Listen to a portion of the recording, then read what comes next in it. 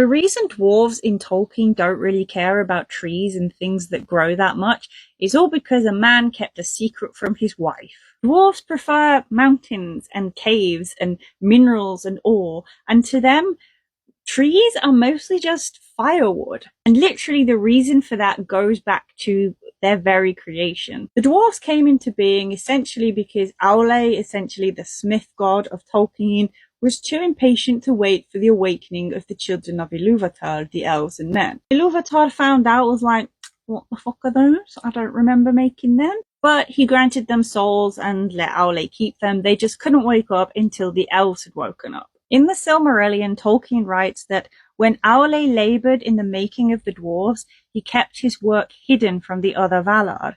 But at last he opened his mind to Yavanna, his wife, and told her of all that had come to pass. Yavanna, Aule's wife, is essentially the Earth Mother goddess, the Gaia of Tolkien. And she says back to her husband, Eru is merciful. Now I see that thy heart rejoiceth, as indeed it may, for thou hast received not only forgiveness, but bounty.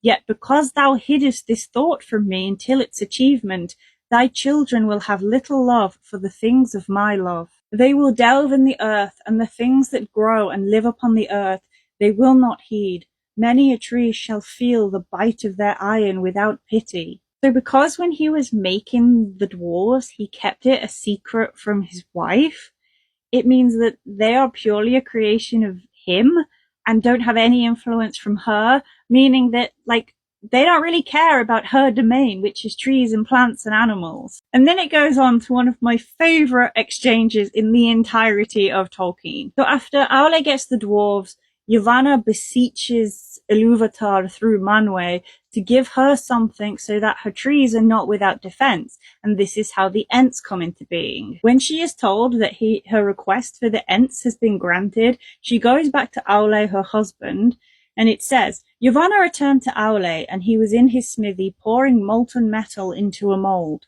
Eru is bountiful, she said. Now let thy children beware, for there shall walk a power in the forest whose wrath they will arouse at their peril. And then Aule, completely unfazed by this at all, replies to her with, Nonetheless, they will have need of wood, and he went on with his smith work.